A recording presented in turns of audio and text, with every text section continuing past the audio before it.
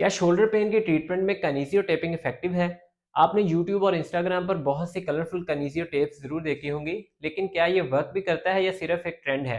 तो आज की वीडियो में हम रिसर्च के थ्रू देखेंगे कि क्या शोल्डर पेन की ट्रीटमेंट में किनेसियो टेपिंग इफेक्टिव है या नहीं।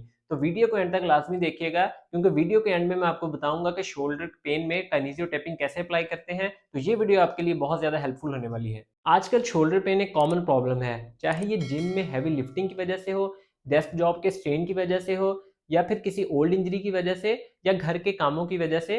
तो आपकी ये क्वालिटी ऑफ लाइफ को भी बहुत ज़्यादा इफेक्ट करता है। तो शोल्डर पेन के ट्रीटमेंट में आजकल किनेसियो टेप काफ़ी ज़्यादा पॉपुलर हो रही है, क्योंकि ये शोल्डर के आपके जो अराउंड मसल्स हैं उन पर अप्लाई की जाती है, और ये ब्लड फ्लो को इम्प्रूव करती है और आपकी मूवमेंट को स्टेबिलिटी प्रोवाइड करती है। तो आज की वीडियो में हम डिस्कस करेंगे 5 पॉइंट्स, जिसमें हम देखेंगे कि शोल्डर टेपिंग एक्चुअल में होती क्या है और ये वर्क कैसे करती है, इसके पेन रिलीफ के पीछे साइंस क्या है, और पेन रिलीफ के अलावा इसके और क्या फायदे हैं, और शोल्डर टेपिंग को हम एक्चुअल में अप्लाई कैसे करते हैं फॉर द बेस्ट रिजल्ट्स, और आखिर में हम इसके कुछ मिसकंसेप्शंस और लिमिटेशंस को एड्रेस करेंगे। तो सबसे पहले देखते हैं कि किनेसियो टेपिंग होती क्या है और ये वर्क कैसे करती है।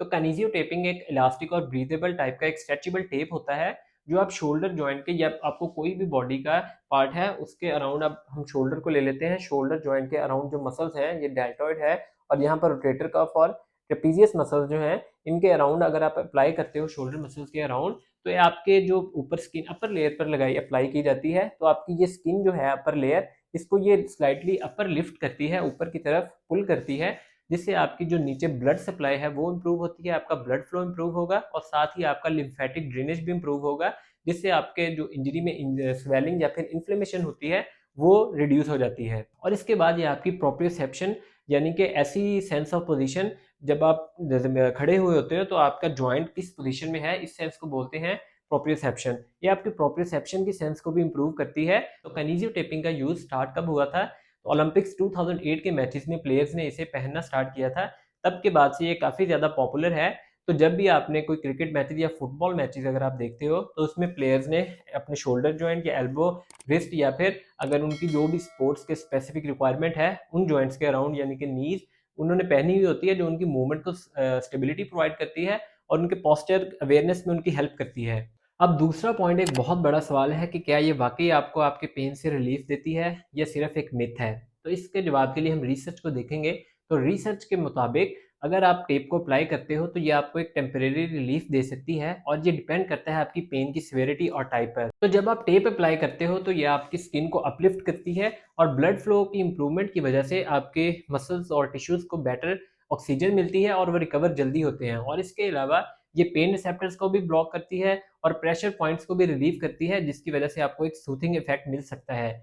लेकिन रिसर्च के ही मुताबिक ये आपको सिर्फ एक टेम्परेरी रिलीफ देती है। तो परमानेंट रिलीफ के लिए आपकी जो रूट कॉज है आप उसको समझोगे, यानी कि अगर आपका शोल्डर पेन पुअर पोस्चर की वजह से है या फिर मसल इम्बैलेंस या वीकनेस की वजह से है, तो आपको उसको एड्रेस करना पड़ेगा।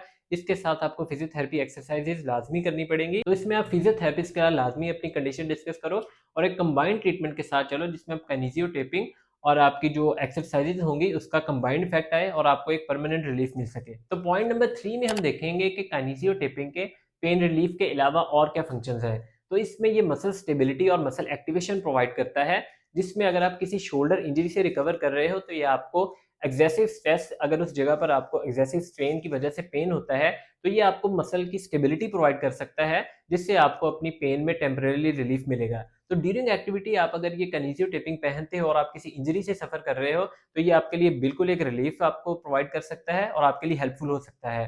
मिसाल के तौर पर अगर आपको रोटेटर कफ मसल्स होते हैं, आप गूगल कीजिएगा, मैंने एक पिक्चर भी ऐड की है। तो इस जगह के मसल्स शोल्डर को जो स्टेबिलिटी प्रोवाइड करते हैं, रोटेटर कफ मसल्स। तो इसमें जब कभी आपको इसकी इंजरी से आप रिकवर कर रहे होते हो, रोटेटर कफ का स्ट्रेन होता है, तो इसमें अगर आप टेपिंग अप्लाई करोगे तो ये मूवमेंट के ड्यूरिंग आपके जो मसल्स हैं, अराउंड मसल्स हैं शोल्डर जॉइंट को ओवर स्ट्रेस लेने से बचाता है, जिसकी वजह से ओवर स्ट्रेस ना होने की वजह से आपका शोल्डर जल्दी रिकवर कर सकता है। तो ये एक बहुत बड़ा फायदा है पेन रिलीफ के अलावा, कि आपकी ये शोल्डर इंजरी की रिकवरी में यूज होता है, और ये स्वेलिंग को भी रिड्यूस करता है, क्योंकि हमने जैसे पिछले पॉइंट में कवर किया था कि ब्लड फ्लो को इम्प्रूव करना भी इसका एक पॉइंट है। तो इस वजह से ये स्वेलिंग को रिड्यूस करता है और आपकी जो रिकवरी है इंजरी से उसको इनहेंस करता है। तो जिस तरह हर चीज़ के कुछ बेनिफिट्स और कुछ नुकसान होते हैं, इसी तरह किनेसियो टेपिंग के भी कुछ मिसकंसेप्शंस और लिमिटेशंस हैं। लिमिटेशंस में ये आता है कि जब आप इसे एक क्विक फिक्स की तरह ले सकते हो, यानी कि आपको एक टेम्परेरी रिलीफ प्रोवाइड करने में ये आपकी हेल्प कर सकता है, लेकिन अगर आपका कोई परमानेंट आपको रिलीफ चाहिए किसी भी इंजरी से, तो आपको उसके साथ में फिजियोथेरेपी एक्सरसाइजेस ज़रूर करना पड़ेंगी और प्रॉपर ट्रीटमेंट लाज़मी करना पड़ेगा।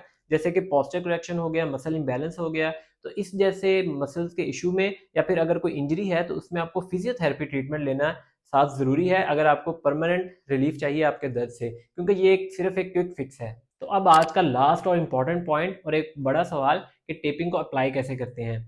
तो शोल्डर टेपिंग को अप्लाई करना एक आर्ट की तरह है। अगर आप गलत तरीके से इसको अप्लाई करोगे तो फ़ायदा कम और आपको नुकसान ज़्यादा हो सकता है। तो शोल्डर पेन के लिए जो हम नॉर्मल तौर पर जो इसकी शेप यूज़ करते हैं वो है वाई शेप और आई शेप।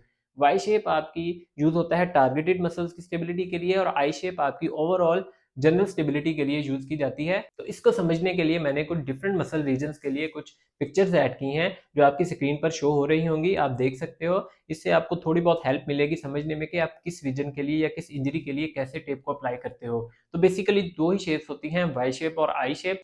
तो टेप को अप्लाई करने के लिए 10 टू 20% आपने इसको स्ट्रेच लाज़मी देना है, और अगर आप इससे ज़्यादा स्ट्रेच देते हो तो आपको डिज़ायर्ड इफ़ेक्ट नहीं मिलेगा। तो इसके अलावा आपने अपनी स्किन को क्लियर और ड्राई कर लेना है टेप अप्लाई करने से पहले, ताकि ये प्रॉपर तरीके से आप इसको चिपका सको।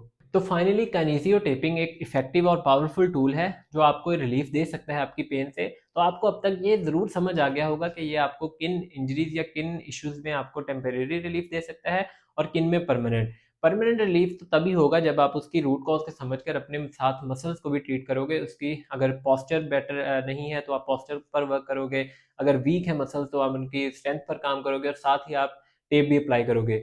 आई होप आपको ये वीडियो अच्छी लगी होगी। आपकी काफ़ी ज़्यादा मिसकंसेप्शंस इस टेप के बारे में कम हो गई होंगी। तो अगर आपको ये वीडियो पसंद आई है तो वीडियो को लाइक एंड कमेंट लाज़मी कीजिएगा और उन लोगों के साथ शेयर कीजिएगा जिनको ये समझने की ज़रूरत है कि टेपिंग कब यूज़ करते हैं। तो मिलते हैं इंशाल्लाह नेक्स्ट वीडियो में, तब तक के लिए अल्लाह हाफ़िज़।